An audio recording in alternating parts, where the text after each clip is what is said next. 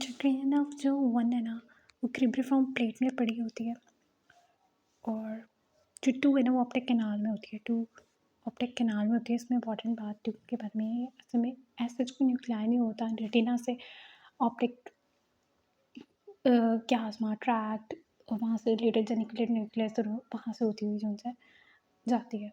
अब जो ऑप्टिक क्यास्म जहाँ से गुजरती है, वो ऑप्टिक क्यास्म के साथ ही इंटीरियर पिट्यूटरी होता है। जो पिट्यूटरी और ऑप्टिक क्यास्म दोनों आसपास होता है। जब इंटीरियर पिट्यूटरी का ट्यूमर होता है तो उससे ऑप्टिक नर्व वहाँ पे कॉम्प्रेस हो जाती है। उस कॉम्प्रेशन की वजह से बाइटेम्पोरल हेमिअनोपिया हो सकता है।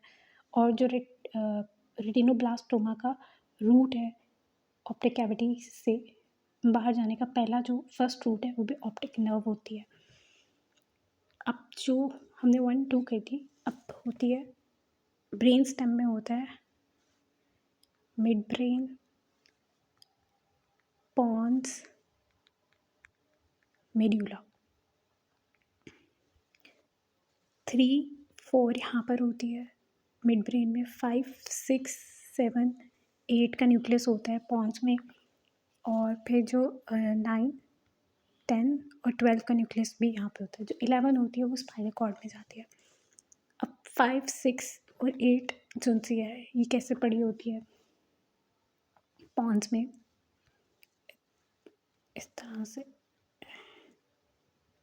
इस इमेजिन, इस बॉक्स की तरह इमेजिन के 5 6 7 8 लेटरली 5th पड़ी होती है, मीडियली 6 पड़ी होती है, और इन दोनों के दरम्यान में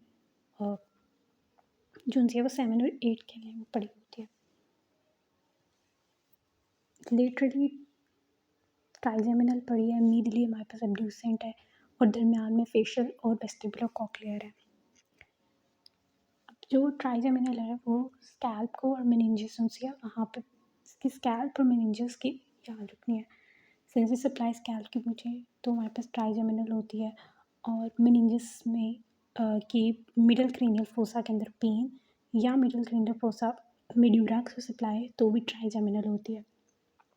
अगर लैक्रिमेशन और सेलिवेशन कम हो जाए तो डैमेज फेशियल नर्व का होता है, और अगर स्लाइवरी सब मैंडिबुलर स्लाइवरी ग्लैंड जो है वो इनसाइज करते हैं तो डैमेज होने का खतरा मार्जिनल मैंडिबुलर नर्व का होता है।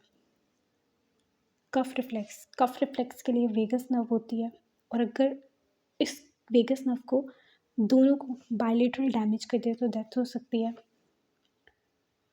नोजिया, वॉमिटिंग, वर्टाइगो से यहाँ वॉमिटिंग और वर्टाइगो आ रहे हैं तो dorsal nucleus of vagus with vestibular nucleus उनसा होता है वो इन्वॉल्व होता है। जो 12 वाली नर्व होती है वो ओनली नर्व है जिसके अंदर सिर्फ जो सा इफ्रेंट्स उनसे होते हैं वो इन्वॉल्व होते हैं, और हाइपोग्लॉसल के थ्रू ही थायरोहाइड C1 से सप्लाई होती है। थायरोहाइड की नर्व सप्लाई C1 होती है, और वो किसके थ्रू होती है, वो हाइपोग्लॉसल के थ्रू होती है। एक सर्जन सर्जरी परफॉर्म कर रहा था, उसने क्या किया, जो मिड ऑफ द फॉरहेड है वर्टेक्स के पॉइंट पे उसने फ्लैप को टर्न कर दिया, तो वहाँ पे अगर जो स्ट्रक्चर डैमेज होगा वो सुप्राट्रोपियल नर्व डैमेज होगी। और आईवी लाइन इंजर्शन के दौरान सबसे कॉमन जो डैमेज होने का खतरा होता है वो सेप्टनस नर्व डैमेज होती है।